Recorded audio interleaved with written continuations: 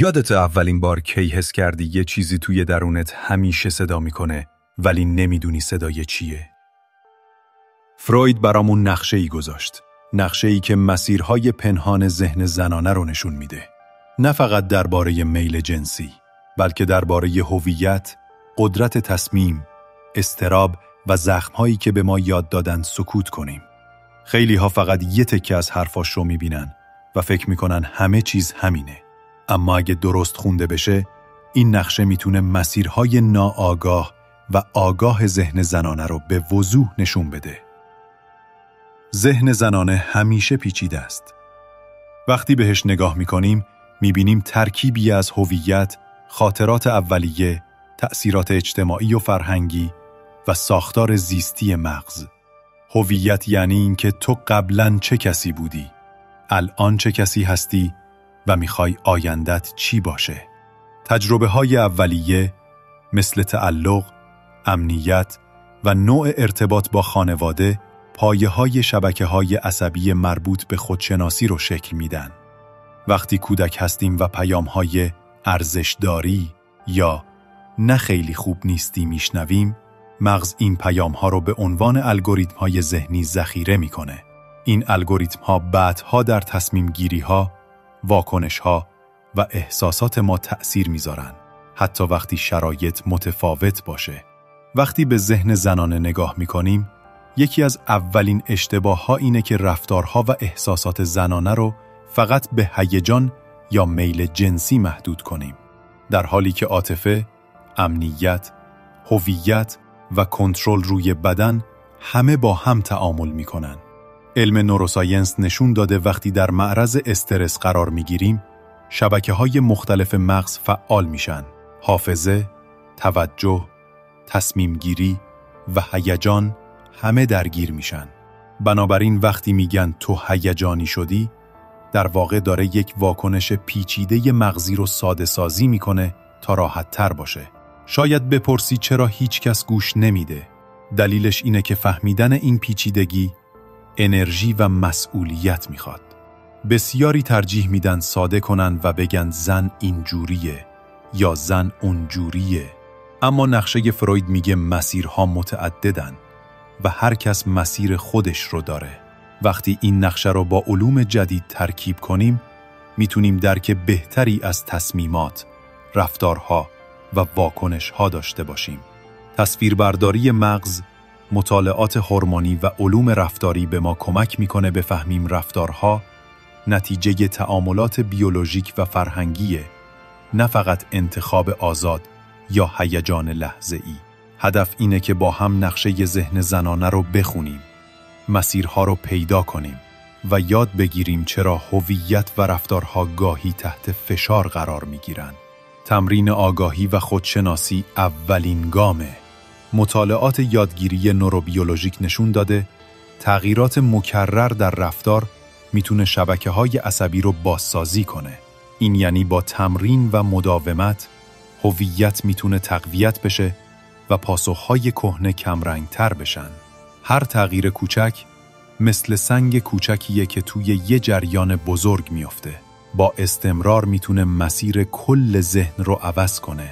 ثبت روزانه احساسات، تمرین خودآگاهی و تمرین کنترل واکنش‌ها ابزارهای علمی و عملی برای بازسازی نقشه ذهن هستند. این کار نه فقط برای خودمون، بلکه برای جامعه هم مفیده. وقتی افراد آگاهتر و با خودمختاری بیشتری هستند، ارتباطها سالمتر و تصمیمات مسئولانه تر میشه. پس اولین ایستگاه نقشه هویت زنان است. شناخت این هویت یعنی شناخت نقاط قوت و ضعف، شناخت الگوریتم‌های ذهنی و تمرین برای انتخاب‌های آگاهانه. این مسیر علمی، عملی و اخلاقی است و با ارزش‌های انسانی همخوانی داره. هر کس میتونه مسیر خودش رو پیدا کنه با آگاهی و تمرین، و وقتی که آگاهی ایجاد شد، کنترل و تصمیم گیری بهتر و مسئولانه تر ممکن میشه. ایستگاه بعدی نقشه شرم است. شرم مثل یه لایه نازک اما قدرتمنده که روی رفتار و تصمیم‌ها می‌نشیند. شرم شامل مؤلفه‌های شناختی، هیجانی و بین فردیه. وقتی فعال میشه، مغز ما لحظه‌ای خودمون رو از بیرون نگاه میکنه و قضاوت میکنه. این فرایند باعث عقب نشینی، سکوت یا حتی خشم میشه. شرم مزمن میتونه پاسخهای استرسی بلند مدت ایجاد کنه و هورمون‌هایی که روی خواب، حافظه و سلامت فیزیکی تأثیر میذارن رو فعال کنه. درک علمی شرم به ما کمک میکنه بفهمیم چرا بعضی رفتارها تکراری میشن. پیام‌های فرهنگی، خانواده و جامعه باعث شکلگیری الگوهای پایدار میشن که بعداً روی تصمیم‌ها و احساسات اثر میذارن. اما راه حل وجود داره. شناسایی، فاصله گذاری و بازآموزی. شناسایی یعنی ثبت موقعیت‌هایی که شرم فعال میشه. فاصله گذاری یعنی یاد گرفتن که این احساس رو از هویت بنیادی جدا کنیم. بازآموزی یعنی تمرین‌های مداوم برای ایجاد پاسخ‌های جدید. مطالعات اپیژنتیک نشون داده تجربه‌های استرسی میتونن بیان ژن رو تغییر بدن و حتی روی نسل بعد اثر بذارن. اما همین علم امید میده. چون محیط و رفتار جدید میتونن این تغییرات رو اصلاح کنن. تمرین‌های علمی مثل ثبت احساس، تمرین بازگویی داستان شخصی با زبانی بدون قضاوت و تمرین تنفسی باعث کاهش پاسخهای استرسی و بازسازی مغز میشن. آگاهی و خودمختاری آخرین ایستگاه نقشه هستند. آگاهی یعنی شناخت فرایندهای درونی و توانایی انتخاب بر اساس این شناخت.